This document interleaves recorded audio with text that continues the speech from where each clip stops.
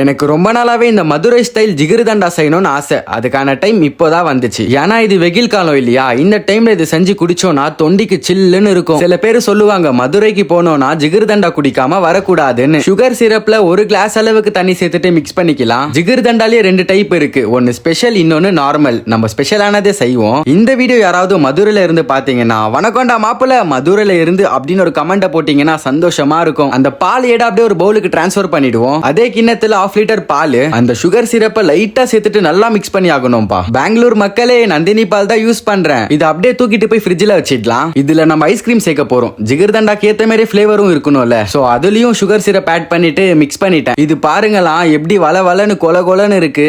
Time ஆயிடுச்சியா, சீக்கிரமா assemble பண்ணிடலாம். லாஸ்டா பால் அப்புறம் ஐஸ்கிரீம் சேர்த்துட்டு நல்லா மிக்ஸ் பண்ணிடலாம். இதுதான் மதுரை ஸ்பெஷல் ஜிகர்தண்டா அப்படின்னு நான் செஞ்சிருக்கேன். சொன்ன மாதிரியே தொண்டிக்கு சில்லுன்னு இருக்குயா. சும்மா மிக்ஸ் பண்ணி குடிச்சோன்னா அருமையா இருக்கு.